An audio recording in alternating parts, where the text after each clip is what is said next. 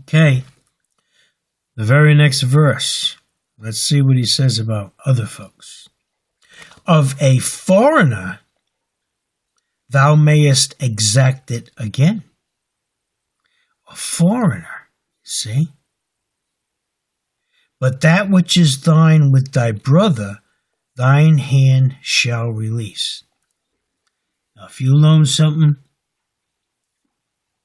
to some individual that you don't know, you're only doing it for the interest rate. God's saying, get it back. He's got to keep paying you. But of your neighbor and your family member, your brother, it says here, every creditor that lendeth aught or something unto his neighbor shall release it. He shall not exact it of his neighbor or of his brother, because it is called the Lord's release. In other words, God says, forgive them of the debt. Now, for those people who are thinking, wow, in year number 6, now this is every 7 years here, right? In year number 6, I'm going to borrow $1 million from my brother, because in a year from now, I won't have to pay him back, because God says to release me of that debt. That's a fool that would do something like that. Both of you would be fools.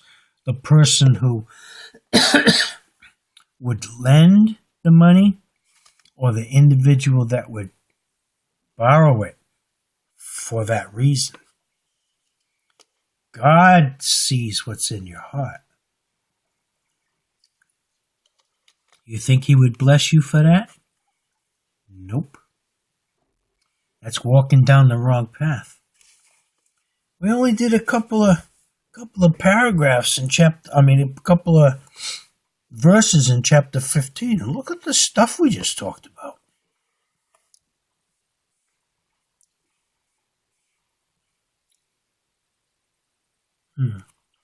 Now, the first 4 starts out with the word save. Let me see what it says about that.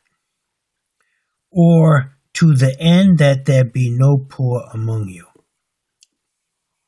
Okay. Save when there shall be no poor among you. For the Lord shall greatly bless thee in the land which the Lord thy God giveth thee for an inheritance to possess it. Only if thou carefully hearken unto the voice of the Lord thy God, to observe to do all these commandments which I command thee this day.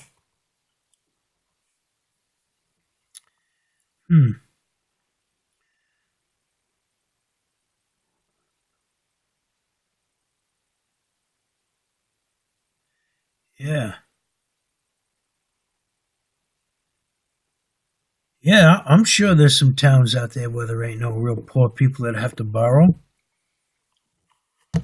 For the Lord thy God blesseth thee as he promised thee, and thou shalt lend unto many nations, but thou shalt not borrow. He's talking about the Israelites.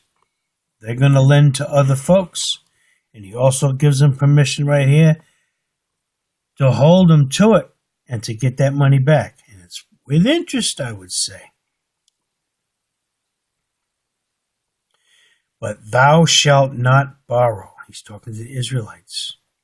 And thou shalt reign over many nations, but they shall not reign over thee. Now, he's only talking to the Israelites who obey his commandments and follow his statutes and stuff. All the stuff that I read yesterday about the commandments and statutes. He's not talking about the Israelites who are not doing it. There's a difference. There's good and bad in all families. If there be among you a poor man of one of thy brethren within any of thy gates in thy land, which the Lord thy God giveth thee, Thou shalt not harden thine heart, nor shut thine hand from thy poor brother. That's what I do. I share with the people that I know need it. But thou shalt open thine hand wide unto him, and shalt surely lend him sufficient for his need in that which he wanteth. In other words, if the guy's asking for $100 because he has a bill that's $100 and he needs $100 to pay for it, if you got it, give it to him. God will return it.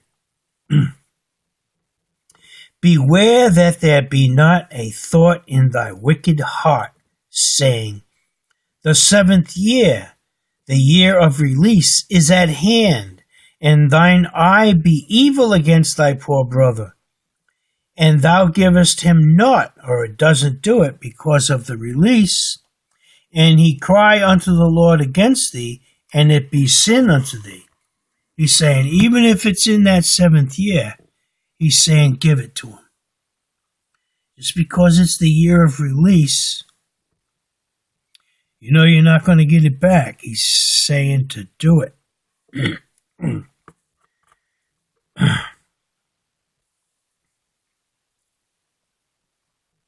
Beware that there be not a thought in thy wicked heart. Imagine that. Don't even think about not doing it. Thou shalt surely give him, and thine heart shall not be grieved when thou givest unto him, because that for this thing the Lord thy God shall bless thee in all thy works, and in all that thou puttest thine hand unto. Everything you do, which is going to bring that $100 back, is going to be multiplied. I'm telling you, it happens. I see it happen. For the poor shall never cease out of the land. Remember me saying that earlier? I think in the New Testament, there's a verse where Jesus says you'll always have the poor. Here it is in the Old Testament, before Jesus became flesh. The poor shall never cease out of the land. That's what God's saying. Can you imagine that? We're always going to have poor folk. Therefore, I command thee, this is a commandment, saying, thou shalt open thine hand wide unto thy brother. He's not talking about the scumbags. To thy poor and to thy needy in thy land. He's not talking about evil people. He doesn't want you to support evil people. The genuine needy people. He's saying to help support them. And he'll bless you for it. Now, and if thy brother, an Hebrew man, or an Hebrew woman, be sold unto thee, and serve thee 6 years, then in the 7th year thou shalt let him go free from thee. And when thou sendest him out from thee, when thou sendest him out free from thee, thou shalt not let him go away empty. Thou shalt furnish him liberally out of thy flock, and out of thy floor, and out of thy winepress. Of that wherewith the Lord thy God hath blessed thee, thou shalt give unto him. Now, as this guy worked for you, and on the 7th year, he's the one that actually was out there doing the work, and God is saying, give him some of that stuff, and let him go free. And both of you are going to be blessed. And thou shalt remember that thou wast a bondman in the land of Egypt. You were a slave, and the Lord thy God redeemed thee. Therefore I command thee this thing today. It's a commandment. you follow God's commandments, and at least on the inside you got peace. There's always garbage coming at you from out there, because that's Satan. And if you don't vote for the right people to put them in government here in America, it's going to get worse.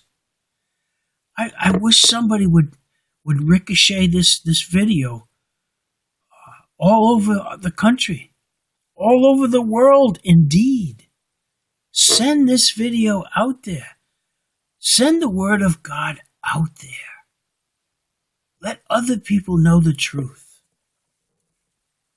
And it shall be, if he say unto thee, this is talking about the servant, I will not go away from thee, because he loveth thee in thine house, because he is well with thee.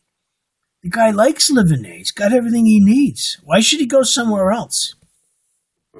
Then thou shalt take an awl, and thrust it through his ear unto the door, and he shall be thy servant forever.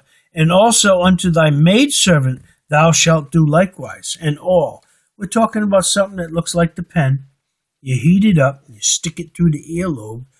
Now that's a sign, a symbol of him being free and yours, and living with you, and sharing all this stuff. He continues to work in the field and in the house and whatever the heck he does.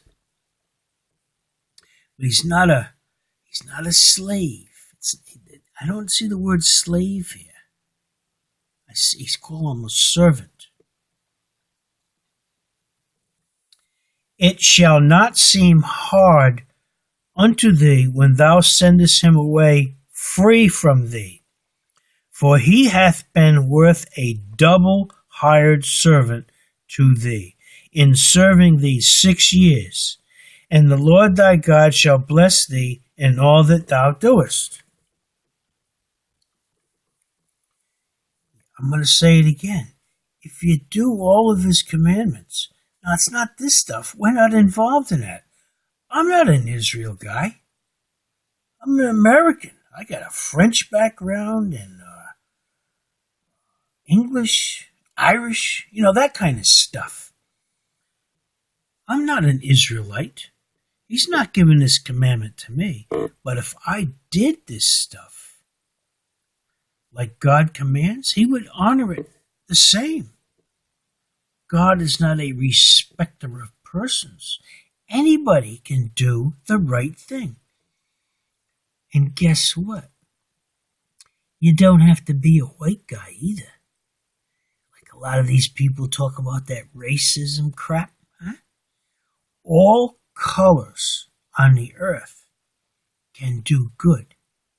Indeed, there I like saying that word.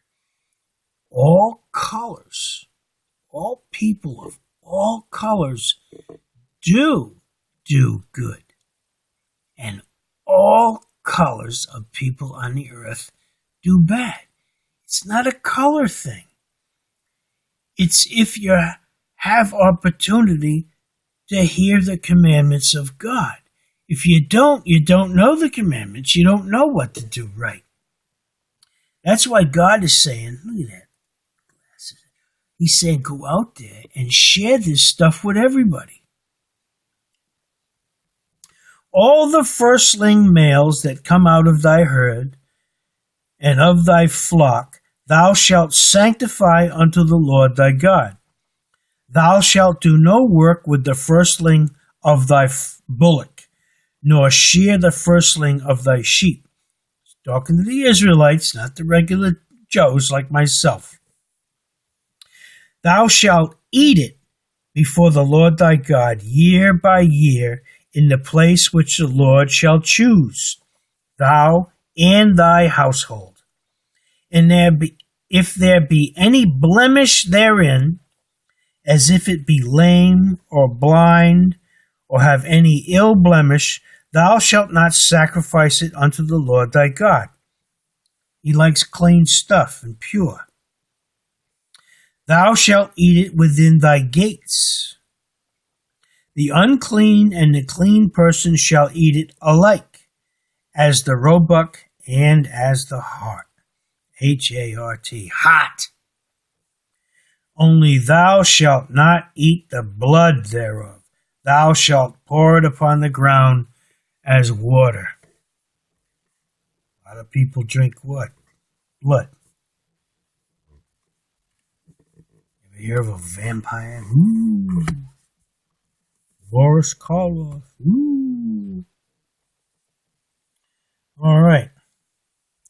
Now he's talking about the particular feast. Observe the month of Abib. Now, I can't tell you which month Abib is. Like I said, in this particular book I have here, there's a whole section in the back here that describes all this stuff. I could look it up right now, but I'm not gonna. I don't have to. Observe the month of Abib, and keep the Passover unto the Lord thy God. For in the month of Abib, the Lord thy God brought thee forth out of Egypt by night. Nighttime. Thou shalt therefore sacrifice the Passover unto the Lord thy God of the flock and the herd in the place which the Lord shall choose to place his name there. Thou shalt eat no leavened bread with it. 7 days shalt thou eat unleavened bread therewith, even the bread of affliction. For thou camest forth out of the land of Egypt in haste, that thou mayest remember the day when thou camest forth out of the land of Egypt all the days of thy life. In other words, don't forget the day you got saved. Talking to the Americans here, the real Americans. I remember the day I got saved. I remember the day the Lord revealed himself to me in such a way that he left no room for doubt. And unfortunate, or let's see, foolishness came back into me, and I stepped off the path for a while. I got back into the crap. Big mistake. But he had mercy on me. He reached down and picked me up again. And here I am today, talking to a lot of folks. And there shall be no leavened bread seen with thee in all thy coast 7 days. Neither shall there anything of the flesh, which thou sacrificest the first day at even, remain all night until the morning. In other words, the stuff that you eat in the food and stuff, if you don't eat it all, I think he's going to tell you to burn it all up. All right. Thou mayest not sacrifice the Passover within any of thy gates, which the Lord thy God giveth thee. I can go on more. But at the place which the Lord thy God shall choose to place his name in, there thou shalt sacrifice the Passover at even, at the going down of the sun, at the season that thou camest forth out of Egypt. All right, I got to knock this off, and I'll be right back.